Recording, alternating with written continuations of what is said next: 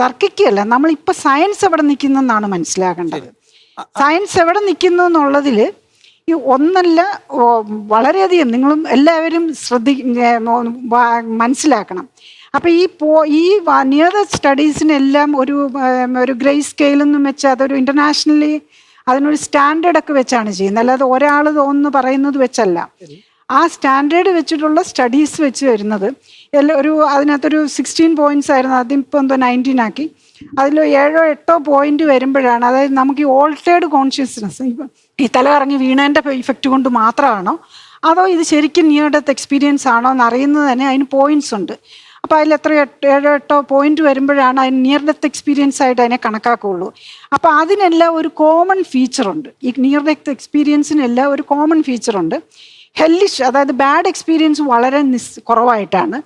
99 എത്ര പെർസെൻറ്റേജ് എന്ന് എനിക്ക് പറയാൻ പറ്റില്ല. മേജർ ഈസ് ഗുഡ് എക്സ്പീരിയൻസ് ആണ്. അവർ ഈ ഫീലിംഗ്, ഫ്ലോട്ടിംഗ് സെൻസേഷൻ, അത് കഴിഞ്ഞിട്ട് അവരൊരു അതിൽ ഒരു ടണലിൽ കൂടെ പോകുന്നു, അങ്ങനെയൊക്കെയുള്ള കാര്യങ്ങളാണ് വരുന്നത്. And they feel very good and they don't want to. അവർക്ക് എല്ലാവരുടെയും എക്സ്പീരിയൻസ് അവർക്ക് തിരിച്ചു വരണ്ടായിരുന്നു. ഈ 10 ഡിഗ്രി ഫ്രീസ് ചെയ്തൊരു ലേഡിയുടെ കാര്യം ഇത് തന്നെയായിരുന്നു. അവർ പോയി, അവർ ബോഡിയിൽ നിന്ന് പോയി, അവർക്ക് ഈ എക്സ്പീരിയൻസ്, ഈ ടിപ്പിക്കൽ എക്സ്പീരിയൻസ് വന്നു. അവർ തിരിച്ചു വന്നു കഴിഞ്ഞപ്പോൾ ഷി വാസ് നോട്ട്, വരാൻ ഇഷ്ടമില്ലായിരുന്നു. അത് കഴിഞ്ഞിട്ട് അവർ തിരിച്ചു വന്നു കഴിയുമ്പോൾ അവർ പറയുന്നത്, എനിക്ക് തണുത്ത വെള്ളത്തിലേക്ക് തള്ളിയിട്ട ഫീലിംഗ് ആണ്. പോരാൻ ഇഷ്ടമില്ലായിരുന്നു. അവരുടെ ഒരു അങ്കിളും കൂടെ വന്ന് അവരെ നിർബന്ധിച്ച് നിങ്ങളുടെ ലൈഫ് തീർന്നില്ല, ഇവിടെ കണ്ടിന്യൂ ചെയ്യണം പറഞ്ഞു വിടുകയാണ് ചെയ്തത്.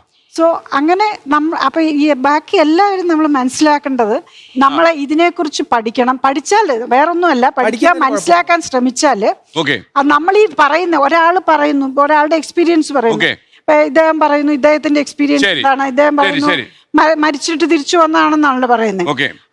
He feels that. അപ്പൊ അങ്ങനെയുള്ളവരെ നമ്മളൊരു പോസിറ്റീവ് മെന്റാലിറ്റിയിൽ എടുക്കുക. ഇങ്ങനെയൊക്കെ സംഭവിക്കാമോ എന്ന്